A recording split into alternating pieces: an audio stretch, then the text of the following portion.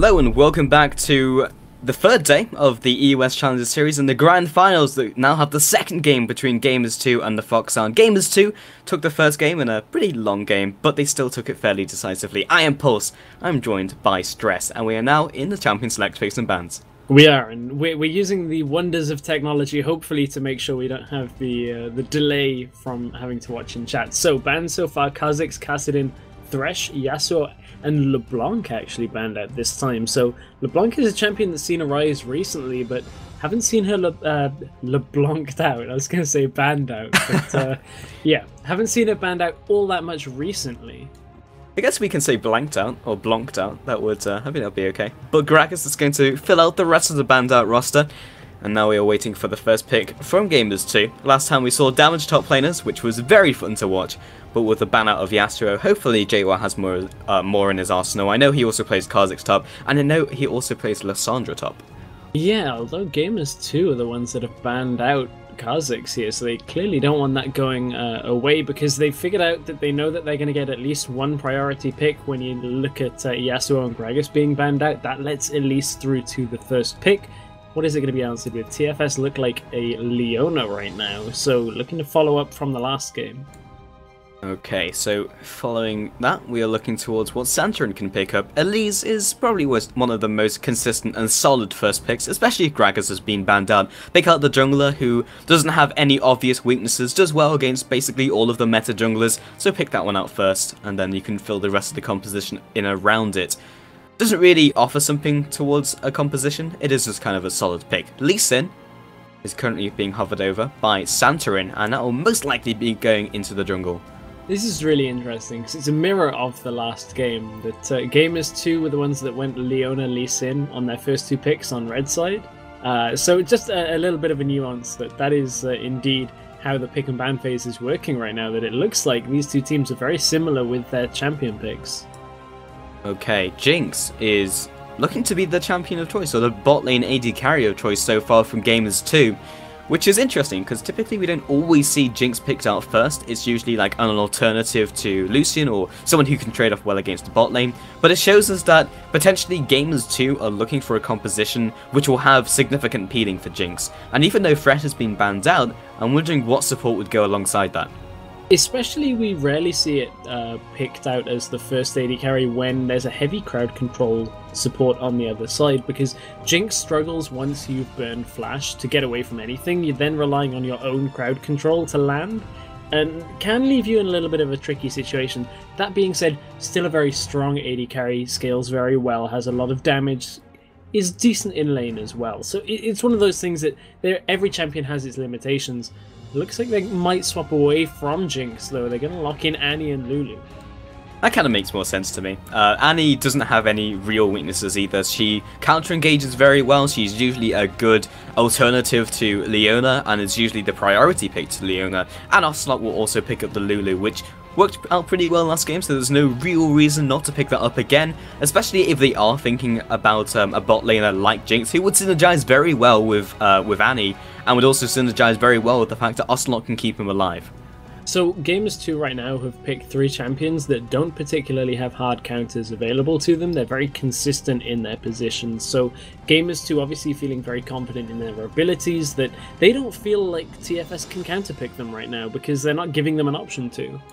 They don't necessarily have counter picks, but it does allow the TheFoxSound to pick basically whatever they want and construct a team composition of whatever they want to do, instead of being forced to go with their counter picks.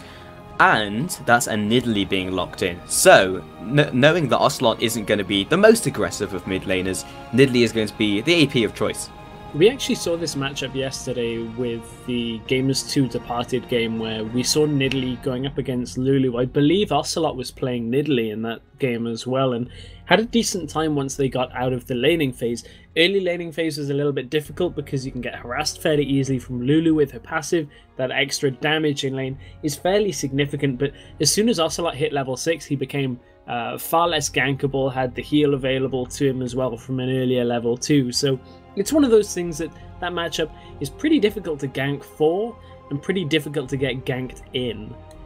Let's take a look at the last two picks from Gamers2. 20 seconds left before they lock in their next choice, but Mundo is being hovered over. However, they did this last time. They did exactly the same thing with their last pick, and it turned out to be a damaged top laner because JY was probably screaming at them that he can play something else. But we're going to see Mundo, which is, well, it's Mundo. Well, we're probably going to see a Shyvana here. Yeah. Which means we're really, or a Trundle. We're going back to meta picks. So we've had our fun little excursion from the meta in the previous game. Looks like business as usual is returning, which I guess one game was a treat from them already. So not too surprising to see them wanting to go with far more consistent picks here.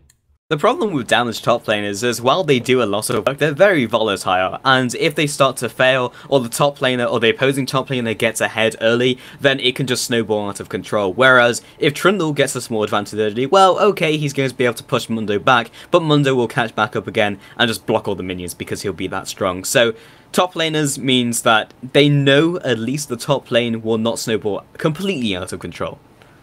Yeah, and there's quite a lot on both sides that has very varying different parts of the game that they have success in. As we'll get to that as we head into the game. There's a lot to talk about in this game still, even though we're on tank top laners. That means we're going to head to a break very quickly here, guys. As we get into game number 2 of our grand finals, it's TFS versus Gamers2, who have a 1-0 lead already. Can they make it 2-0? We'll find out in just a minute.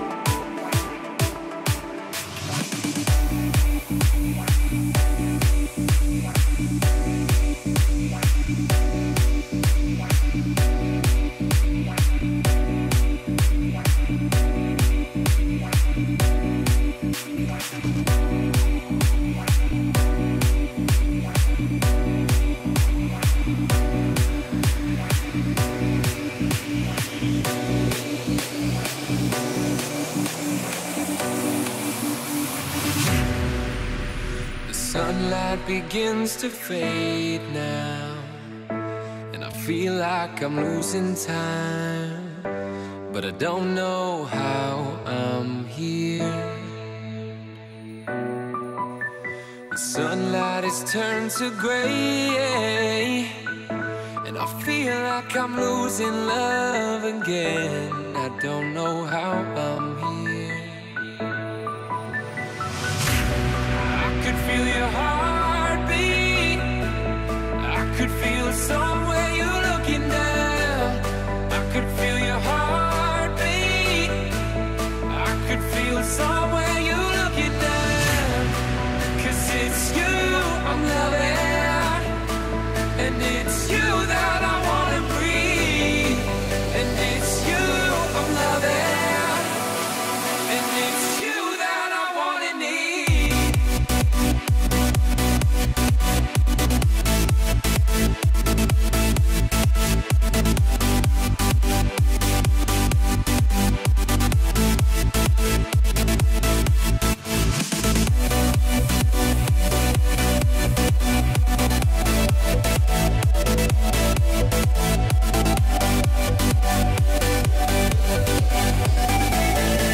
And it's you that I wanna need.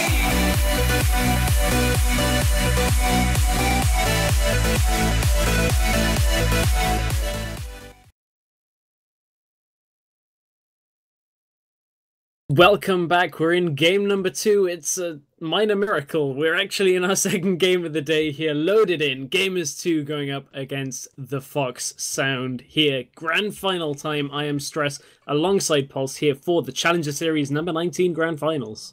We were kind of spoiled with those damaged top laners, but we might be spoiled again with early game aggression. And Bull is hanging around like he was last time. Last time he only found an Alistair, who did very aggressively punch him in the face.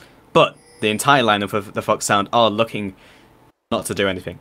Yeah, they've been spotted out, so it looked like we might be getting, you know, some kind of early game aggression, but unfortunately it looks like we're getting them backing away. However, what this does open up is potentially the position to get this red buff ward that we've seen a couple of times from a couple of teams, just to get that early vision on the jungle path.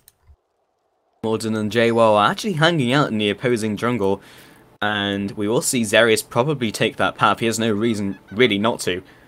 I don't think they have enough damage between them to take him down before he gets back to tower, but they might expend at least a summoner.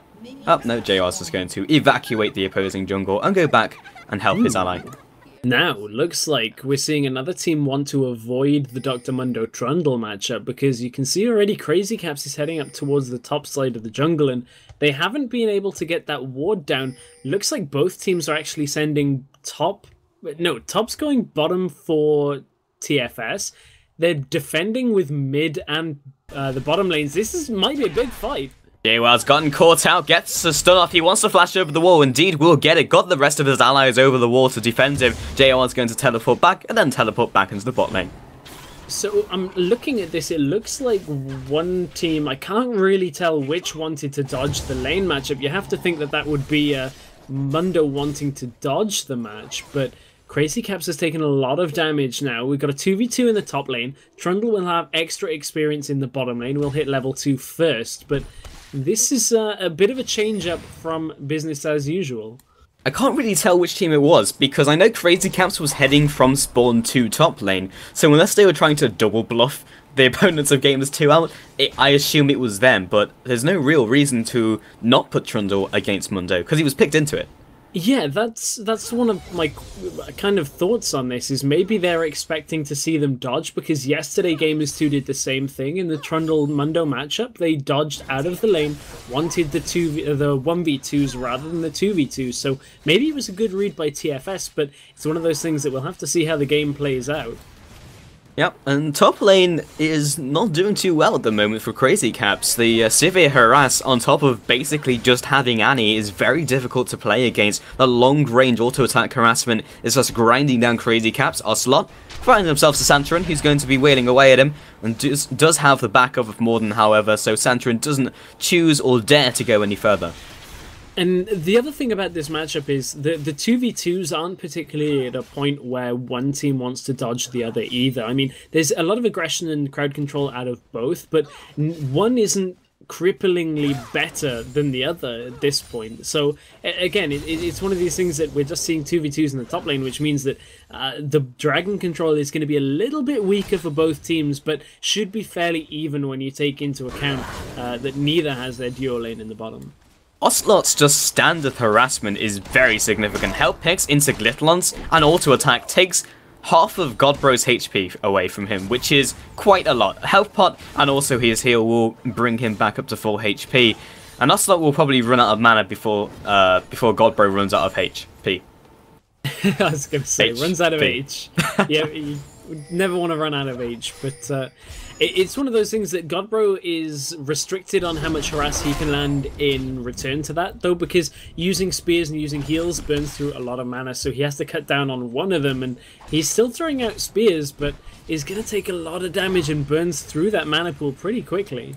Santrin unable to get his gank to come to fruition in the top lane. Zaichin not quite connecting his Zenith Blade onto his target of Annie, but in the bot lane, Morden is looking to do one better. Cocoon comes across, and also the skill shot of JWoww, and they were both expecting him to go the way he didn't. Yep, just the dodge out there, just making sure that they can keep himself safe in the bottom lane. But this is pretty standard to what we've seen on the flipped matches, where you've got the top laners up in the top laners. It's pretty difficult to get jungle pressure down in that lane. Mid lane looks a little bit more accessible. And again, the Q will miss, but the top lane engagement has started up. Diode will land a perfect Incinerate stun onto Crazy Caps, follows it with the Disintegrate as well, but they will just kind of back on off. It's weird to think that a Nidalee Lulu matchup is that little bit more accessible to gank than Trundle Mundo, but it's one of those things that both lanes have a lot of survivability in their lanes. There are a lot of ways to get away, very difficult to get into, so junglers aren't going to have too much of a presence on this game this early on. The other significant thing about this game compared to the last one is neither of these teams in terms of composition do anything specific, because Yasuo was always trying to chain his ultimate into the rest of the ultimates. They required the TheFoxSound to be in the right sort of into the right sort of clump to land their skill shots, but this time around both of the teams, if they find just an average team fight, then it can swing either way depending on how the game's going. And this is a point I was going to make when you talk about that, is they've got very similar strengths, just in slightly different areas. You can see Nidalee obviously is very good at sieging up, but there's counter siege coming from the bottom lane, and the wave clear ability from Civic can be used in both the defensive and offensive capability. Very similar to how Mundo is able to clear waves as well. So it's one of those cases that they've got both strengths and weaknesses that the other team kind of counteracts. Is just Santrin pushing in the wave, allowing Godbro to go back to base, or at least farm up. Yep, he's going to go back to base. So that was Santrin's interaction for mid lane, but neither of these laners really offer too much to a gank.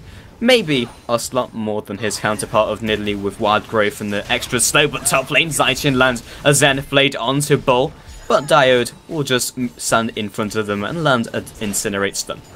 Yeah, in the middle lane, both of them have reached level 6 now, so they get that extra survivability in the middle lane. Ooh, Zenith Blade lands. And this time the Spell Shield won't be available. That forces out the Flash and the Barrier. Diode doesn't have the same luxury. In fact, he still has the Flash and Ignite, but reads that he doesn't need to use it.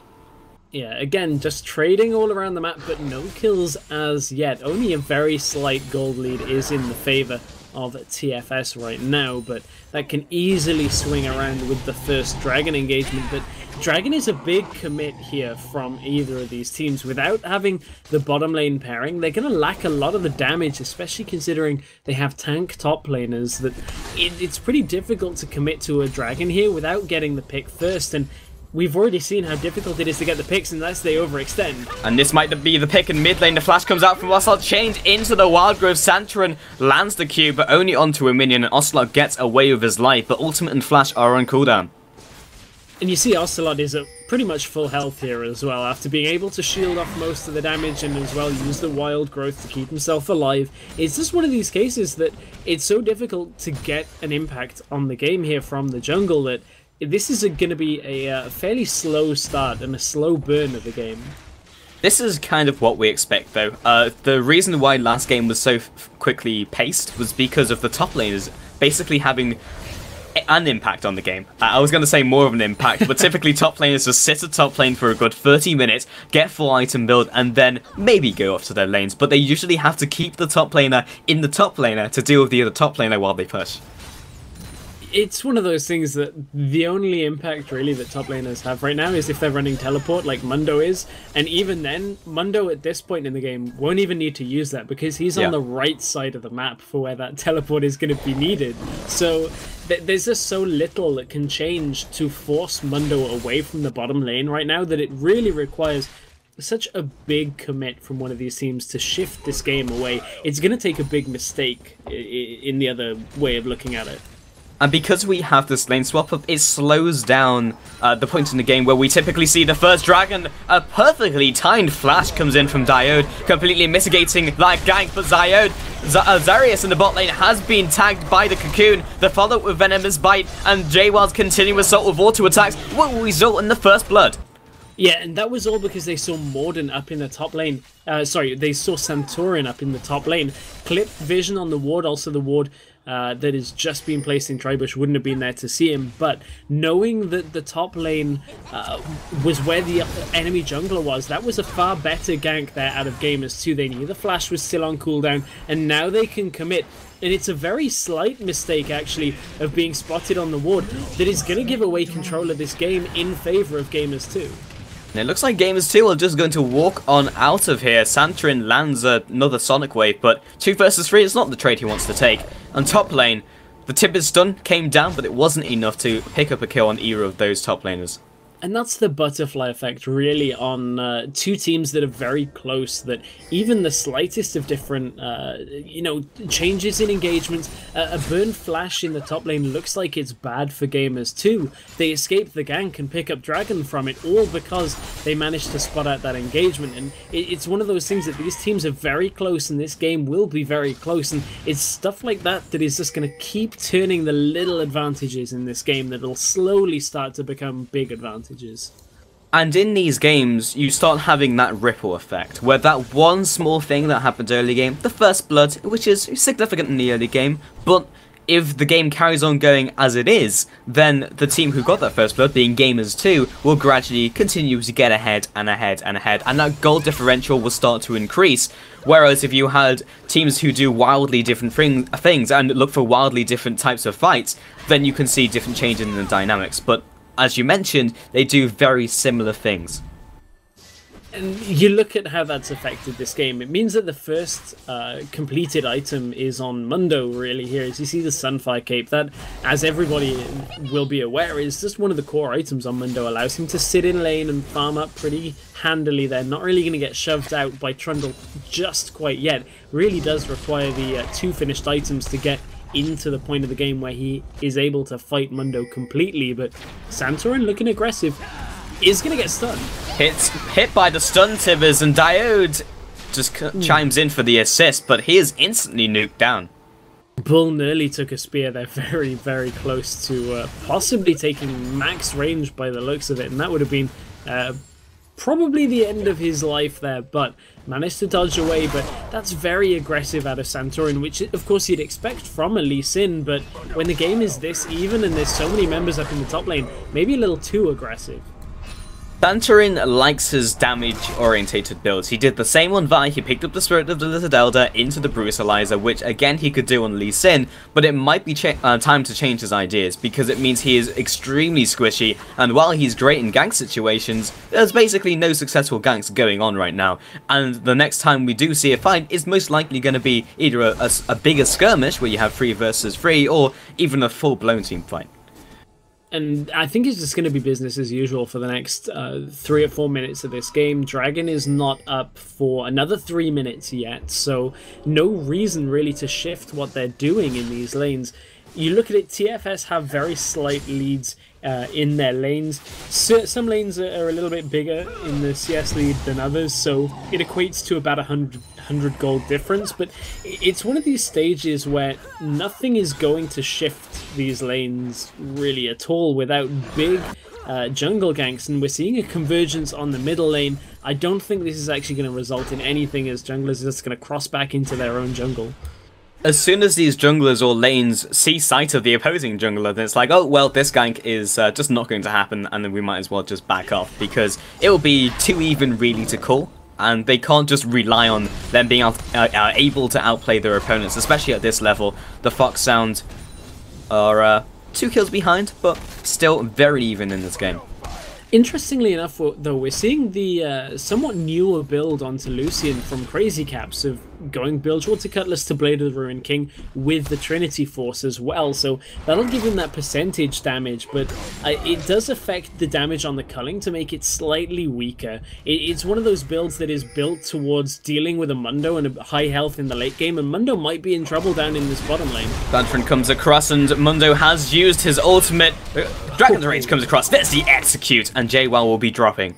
That was a beautiful pillar there out of Xerius. Normally the pillar in the middle of the lane is not very useful at all. You can see they're pushing this turret very quickly as well, but between the pillar, blocking Mundo just from being able to get out alongside the wall, and the kick forcing him to be the other side, it was a long way around there to try and get away from that. Really nicely stacked crowd control out of TFS. Morden is looking to go aggressive in the top lane as this tower is taking a lot of damage already. He wants to try and do the same thing, but the tower is still fairly tanky, taking 20 less damage from each auto attack that hits it. And admittedly, Godbro did think about going to the top lane, but because nothing was going to happen in the immediate future, has to go back to the mid lane and secure that farm. Now we're going to see Morden stick around. There's still going to show himself. I think this is the right call. They've got the siege minion wave coming as well, so they're going to be able to push this tower down. You can see Crazy Caps and Zycian knowing what's about to happen. They're going to back off, playing things safe. They'll even up the turrets and go back ahead in that very slight gold lead that Gamers2 have had. Dragon is due up in 30 seconds, so here I expect to see the swap ups to the bottom lane, but it looks like Gamers2 are going to beat TFS to the punch. Crazy Caps just doesn't seem interested in going back. Maybe now he is, and they realise Dragon is spawning in 20 seconds. No, he's going to hang around. The owner's going to fall back, however. But the fact that the bottom tower has fallen from the TheFoxSound means that TFS will be slightly ahead when it comes into the next engagement. Or if Lee Sin picks up the kill onto Mundo, that could also help out. But he does escape in time, and Mundo is heading up to top lane. I have a feeling that I can't remember the ward state for the Dragon Spawn. Now TFS have the read on it, which is causing Crazy Caps to run down from the top side of the jungle because they're looking to go aggressive. They've already started it with a 2-man, so pretty handy there for TFS. They've stunned but taken the Dragon. Diode lashes in a very interesting direction and does actually save his life because the rest of the team was converging onto that location. But the TheFoxSound not only escaped with their lives, but also escaped with the Dragon. I didn't quite see where the vision was on that, but dude went back into the Dragon Pit, right? And Xerius pillared his team away. So I think TFS didn't actually quite have vision on that corner because the pink ward won't see just into that corner. So they actually figured they weren't going to get it because of the pillar. So ended up backing away from it, and just one of those funny little interactions with vision around the Dragon area. If he did know what he was doing, and that was perfect mind games, which is probably what he was expecting, just the fact that the ward wouldn't see him, that was extremely good play. In the bot lane though, TFS has a very low Trundle, but has a very high health Lee Sin and also Zycian. Bull, Diode and Morden are looking for this kill to happen. Disintegrate comes in and Santrin's squishy build is not doing him any favours as the kill is picked up. Mundo was attempting to go to bot lane, but his team had already secured the kill. I just don't quite see this build.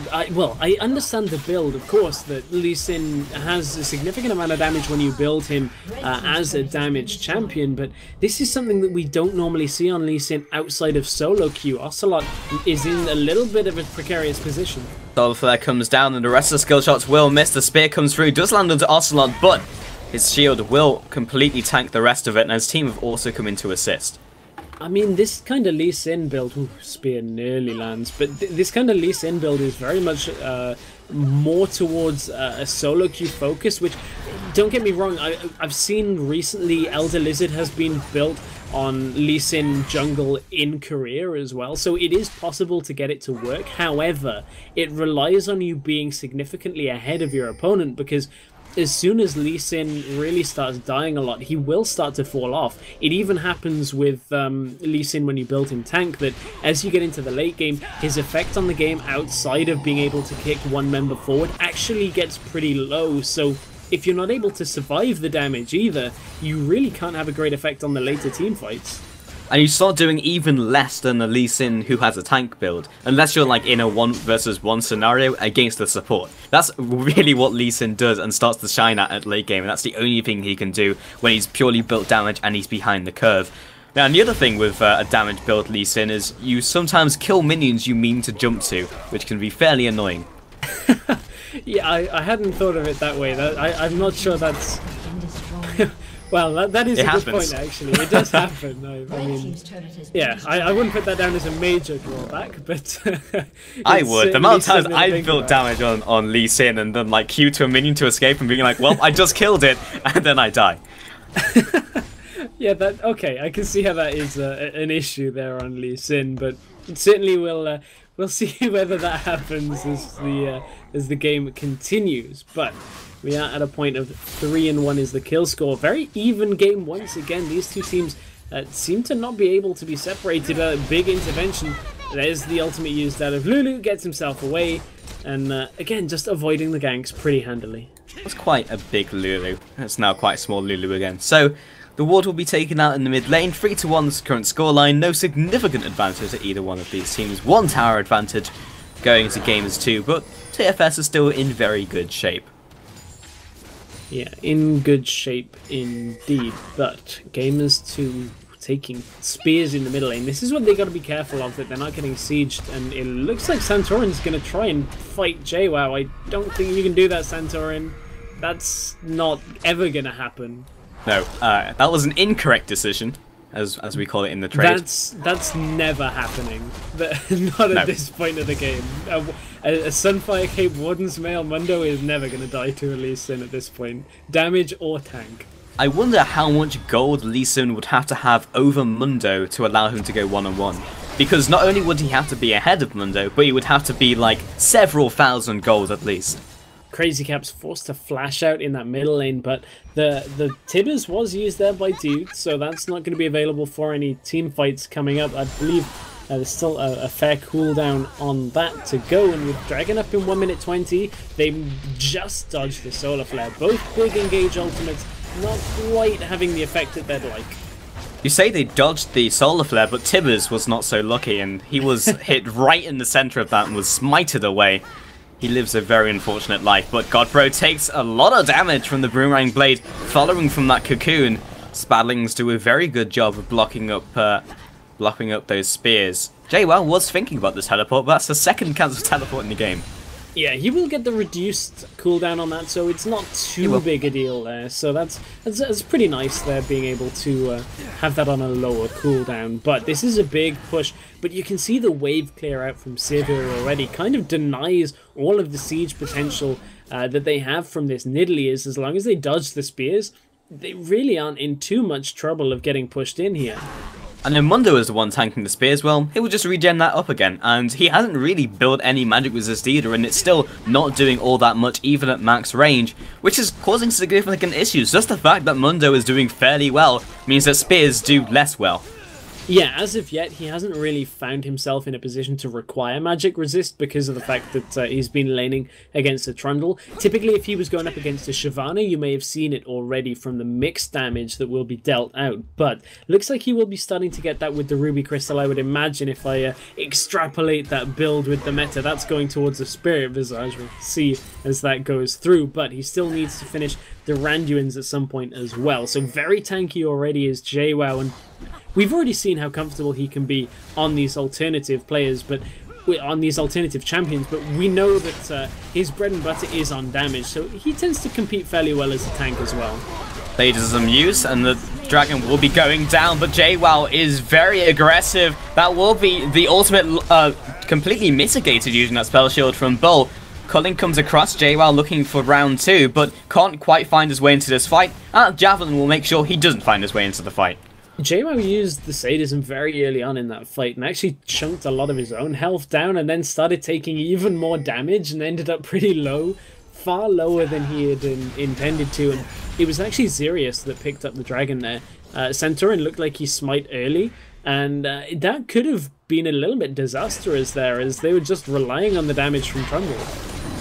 You have to feel, though, over time, when Mundo starts getting more items, and specifically a magic resist item, that will change the pace of how these fights are going, and a perfect spell shield. That was well timed. The flash forward into the Tibbets will land on the Crazy Cats. He gets detonated. Zaitian looks like this is going to fall for the same fate. Morden lands the Venomous Bite and picks up the second kill. Santorin doesn't manage to kill that Wraith, and therefore gets it over the wall. Lucky that Xerius didn't choose to start farming them at the same time. Really nice spell shield there, actually. Yeah. And remember, this isn't Yuki. This is one of the managers for Gamers2, so credit where credit's due on that one. That was clutch reactions. Now Godbro taking a lot of damage. JWoww's just going to tank this. That big knockout. That was a huge Dragon Rage into 4 people. Xerius and Godbro both take a Glitter Lunge, but that single Dragon Rage completely stops that push in its tracks. Yeah, that was a push-denying ultimate, really nicely used. There's a lot of minions pushing in at the top side for TFS and the bottom side for Gamers2, so somebody has to clear that out on either side of the map. Means it's going to stall this game a little bit longer, but we, of course, still no major objectives available that are easily accessible. Of course, Baron is available, but you can't really commit to that at this point in the game. Still waiting on a dragon or a team fight outside one of these towers, and I have to feel like TFS are going to turn the pressure back on in that middle lane with the Nidalee Spears. You know, the funny thing is, I'm thinking back to that spell shield, and Bull, I looked him up on Lol King, and he's only gold 1 in this current season, and he was silver last season. And if you hadn't told me that, I would have been like, okay, yeah, he's just another challenger player with the rest of his team. You know, I wouldn't have made that that judgment. It's one of those things that I didn't actually, well, it wasn't a conscious thing that I was going to say on stream, like, this player is gold 1, but he's held his own very well, actually, and, you know, I'm just actually quite surprised, and I guess it seems to be that when you're around players the caliber that they are, I guess you kind of must absorb some sense of, I have to feel that, you know, he's not a shot caller by any means in this game. So, yeah. I mean, the role of AD carry is one that, for some parts of the game, doesn't require much more than the ability to farm. But his positioning and reactions is actually rather good as well. Just like this one, using on the hunt exactly at the right time. The flash will be used, juking out of that Tibbers coming down. But, yeah, AD carrying more than other roles is mainly just mechanical skill and positioning, which is mechanical skill. It's not to take anything away from AD carries, because we've seen how the difference in skill of an AD carry can affect things as well. It's most certainly not just a linear role, but definitely contending here in this game. I think counter-push AD carries and pushing AD carries like Jinx and like Sivir require more decision-making, because it's not just farming, it's being in the right place to clear out a minion wave when you're needed, and knowing when to go in and when to back off, because usually the AD carry doesn't have any effect on the game apart from just dealing a lot of damage, but using on the hunt at the right time, not just at the start of a team fight, using it at the right point during a team fight or when you're running away or engaging, that's decision-making in itself, and that's a big factor. And once again, we're seeing him coming out ahead on the kill levels in that bottom lane. So we're seeing this game very close affair as the previous have been. It's only just over 1,500 gold that separates these two teams. And we're looking for that engagement. Mundo up in the top lane has teleport available. So I wouldn't be surprised to see TFS try and bait out the engage and try and get another cancel on that teleport. But they have to do something soon. Someone is going to have to deal with Mundo, and someone's going to have to deal with Mundo very soon. It will probably be Xerius, because that's usually what top laners do. He was built and has built towards dealing with Mundo in terms of item build and in terms of the character he's picked.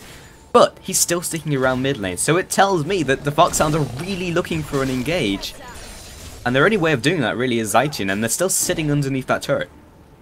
So we're starting to see Santorin building tanky for now with that Giant's Belt. So it looks like he wants to build a hybrid with some sense of the damage that's going to come through from Elder Lizard as true damage, plus potential armor penetration later from the Black Cleaver. My only reservation on that is, yes, it'll give them the ability to deal with larger resistance targets like Mundo, but I wonder whether it gave away a little too much in the early game, because you can see Morden is 3-0-2 and is doing very well in this game. Either way, it has impacted the game, because Morden has had 100% involvement in all of the kills, whereas Santorin has... In fact, he's also had 100% involvement in all the kills, but there's only one of them on that team. Maths. How does that work? I told you, Pulse, never do maths on cards. Because I know. That was an easy one. Yeah. One out of one is 100%. 1 equals 1. Chaos TV, trying to educate you guys as well. Make sure you stay in school, kids. We also have the cookery show portion ready for you, along with the education. I believe Bass makes a fantastic lasagna. And of course, we do have the Swedish chef on board as well. We do. So, I know where he is however, today. back to the action is just getting a laugh out of production. On the Hunt has been used here. And JWoww is quite a fast Mundo, but he can't quite find the cleaver on anyone, which means he can't really kill anyone. You kind of need to land those, but Yeah. we'll forgive JWoww. He's doing pretty good job here. Although Dude is taking entirety of the culling, it's not quite enough. It isn't, but Zarius might be dropped in turn with this re-engage from Gamers2. Again, a perfect spell shield out of Bull. Yeah, that one looked like it may have been just a layover from having it active during Perhaps. the... Perhaps, we never know, but it looks like the chase is on.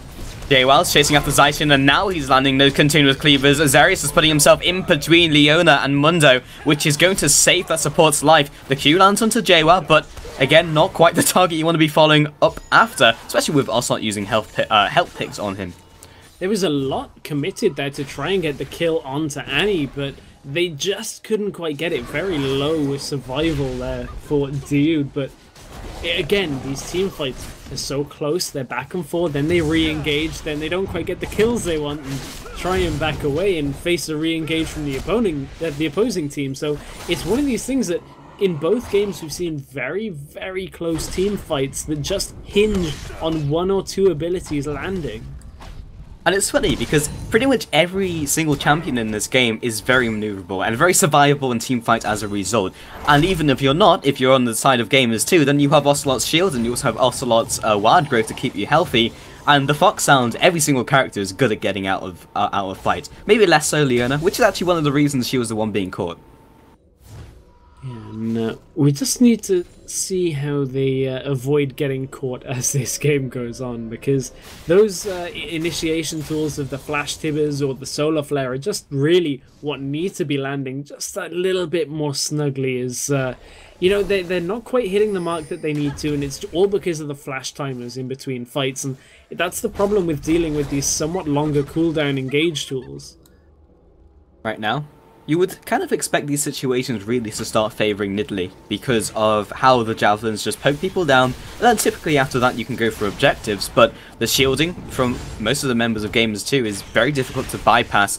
JWoww can just stand there, and now that he's got the Spirit Visage, he'll probably take a javelin or two for his team, and it's kind of just completely stymieing this game to the point where nothing is really happening, because Godbro is usually the person on Nidalee who will stop these types of stagnations.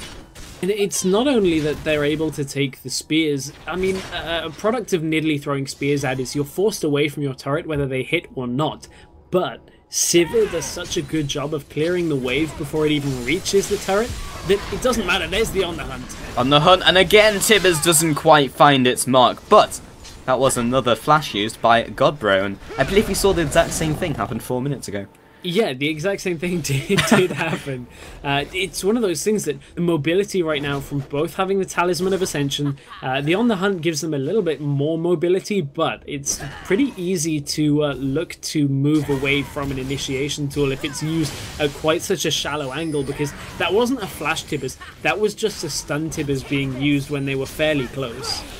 The mid turret will go down very soon. Zaitian is going deep though. Ocelot has used Wild Growth, knocks him up in the air, will be taken down. Zarius is still going ham on this one and gets taken down. 7-1 is the current scoreline, and 2-0 in this fight. JWoww's looking to connect the briefcases and finds himself Crazy Caps and will be landing it. This is surely the end of Crazy Caps, but maybe the end of Diode as well. It's not going to be the case. And Smear comes across and secures that one, but it's still a 3-1 trade.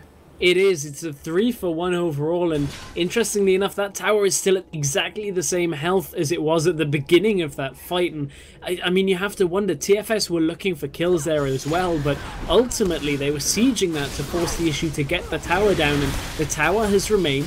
They lost 3 members, and now they have to try and stop a Baron attempt from a very strong Gamers2. Ooh, Spear threads the needle, lands all the way through, and surely they're going to be able to pick this one up. It just depends on whether they can contest.